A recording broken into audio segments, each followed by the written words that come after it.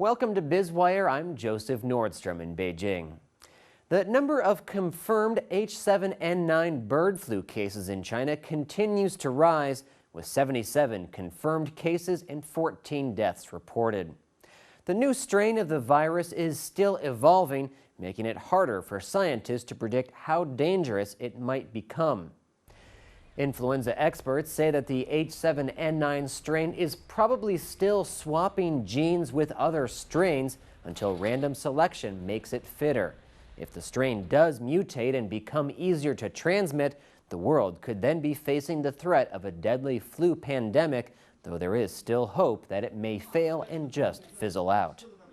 The instability of the virus also raises questions about whether H7N9 might become resistant to antiviral drugs such as Roche's Tamiflu, a possibility already suggested by analysis of genetic data available on the strain so far.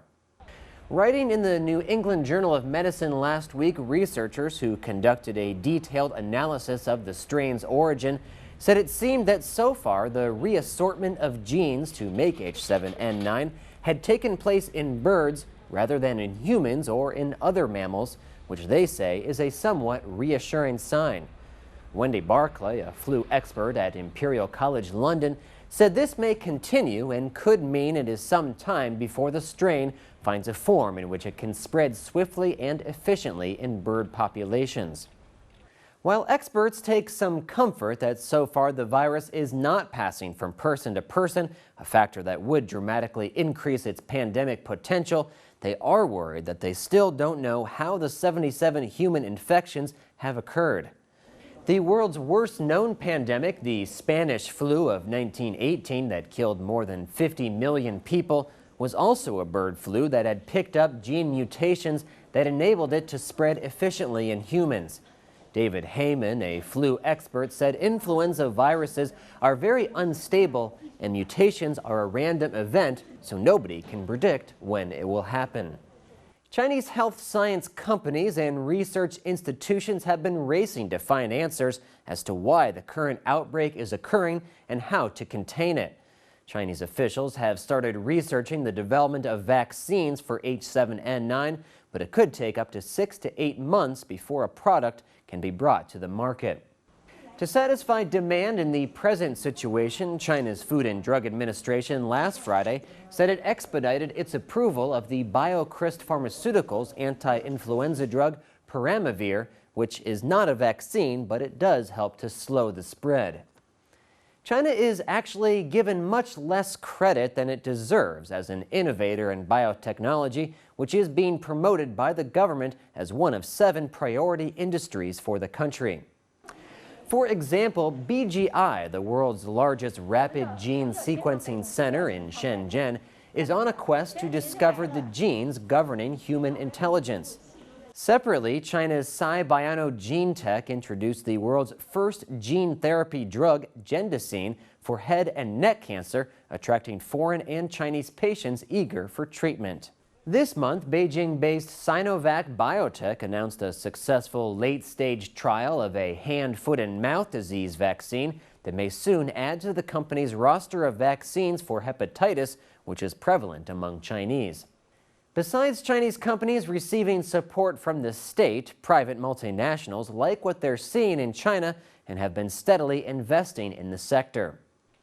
Eli Lilly recently announced a $100 million investment in the country, and French drug maker Sanofi said they plan to open 4 manufacturing plants in China, up from its current 6, and expand its production of pharmaceuticals, vaccines, and consumer health care and animal care products. Meanwhile, global pharmaceutical giant Merck announced its intentions to build a $1.5 billion research and development center in Beijing, beating Novartis' $1.2 billion center in and around Shanghai. China's aging population is driving the government to find cost-effective healthcare solutions such as new drugs and vaccines. At the end of 2009, China had an estimated 180 million people over the age of 60, and that number is expected to grow to 400 million, or nearly a quarter of the population by 2050. Drug makers have in recent years looked at China as a market with high growth potential and one that could help offset sluggish sales from patent expirations. Growing at about 22% annually over the last 5 years, China's pharmaceutical market is second in size to the U.S. and according to IMS Health is expected to become the world's biggest by 2020.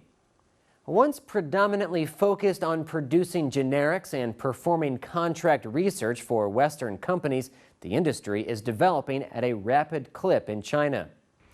According to China Bio, a Shanghai-based consulting firm, China's central, regional, and local governments are investing about $40 billion a year into the sector, which in turn has helped to attract some $10 billion annually over the last 3 years from venture capital, corporate investments, mergers and acquisitions, and initial public offerings.